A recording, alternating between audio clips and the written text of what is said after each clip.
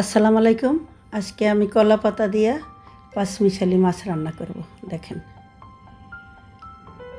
এখানে টাকি মাছ, শোল মাছ, চিংড়ি মাছ, তারপরে গুড়া মাছ, এগুলি সব মিলাইয়া একসাথে আমি কলা পাতা দিয়া রান্না করব।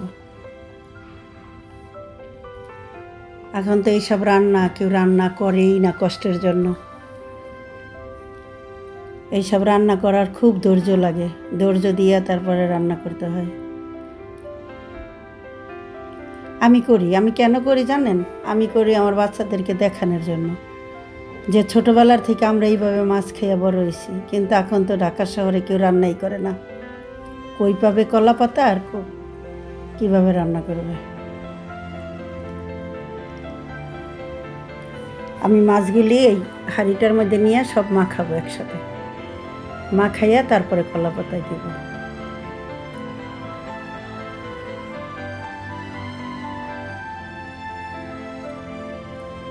এইখানে রসুন বাটা আর পেঁয়াজ বাটা দিলাম, তারপরে দিলাম আমি সর্ষে বাটা স্বাদের জন্য, মরিচ বাটা, হলুদ বাটা,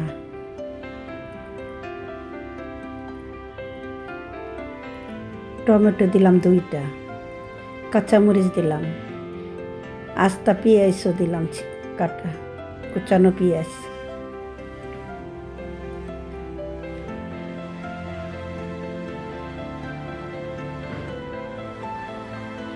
তারপরে দিব লবণ।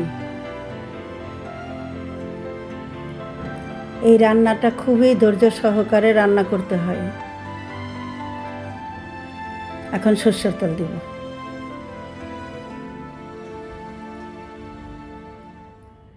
মাছটা ভালোভাবে এখন আমি মাখাইয়া নিব।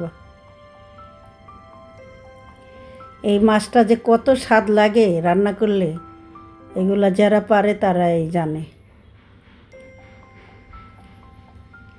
আমি তো আর সবাইরে খাওয়াইতে পারবো না, আমি রান্নাটা দেখাইতেই পারবো।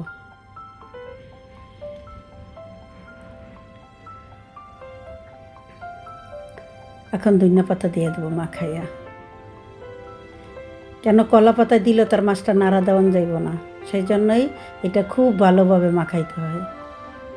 মশলাটা যিনি সমস্ত মাছের সাথে ঢুকে।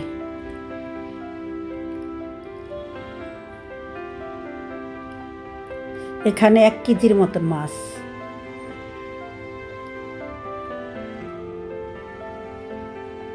আমি আগে এই কলা পাতাগুলা তেল দিয়ে এটার মনে করেন ছাইকা নিচ্ছি চুলায়, নাইলে কলা পাতা ছিঁড়া যায়।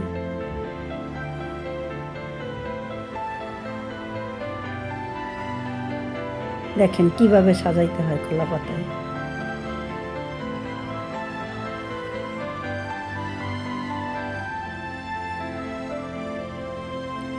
কলা পাতা এইভাবে সাজাই দিলে ভিতরে ঝোলটা যাবে না।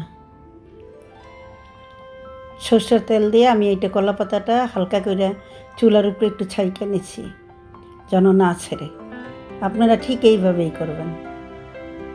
যদি আপনারা কলা পাতা পান, যদি খাইতে চান, আমার মতো রান্না করে ঠিক এইভাবেই রান্না করবেন।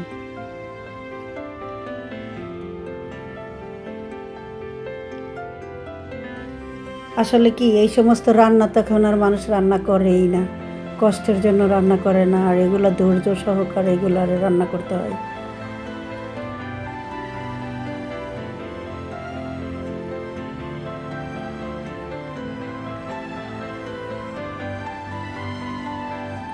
আমার হাতের কাছে যখন সব কিছু থাকে আমি রান্না করি, মাঝে মাঝেই করি।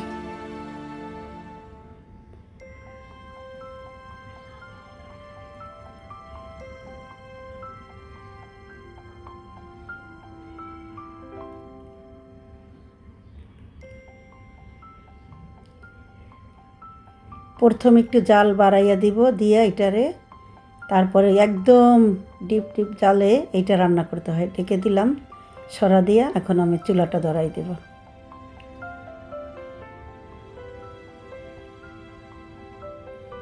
দেখেন ঝোলটা চলে আসছে। এটা বাড়তি করে কোনো দিনও ঝোল দিতে হয় না কলা পাতার রান্নায়। মাখানো মশলাই এটা হয়ে যায়। কত সুন্দর হয়েছে দেখেন। এটা আরও 10 মিনিট থাকবে চুলায়। মাঝে মাঝে একটু ঘুরাই ঘুরাই দিতে হয়।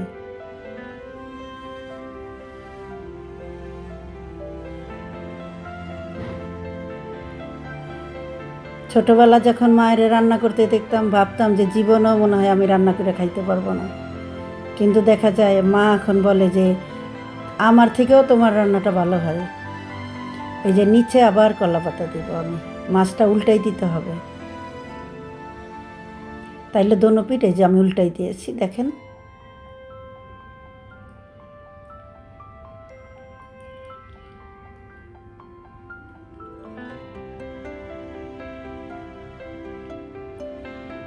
দেখছেন কত সুন্দর হয়েছে।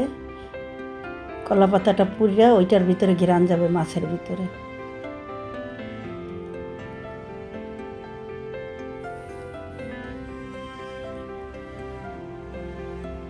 এই পিঠটা ভালোভাবেই হয়ে যায় গেছে।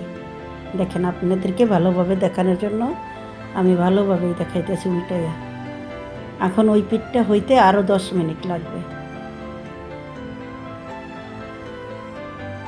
10 মিনিটের জন্য আমি ডেকে দিলাম। 10 মিনিট পরে আসলাম, দেখেন কতটা সুন্দর হয়েছে। দোনো পিঠ একই রকম রান্না করা হয়ে গেছে।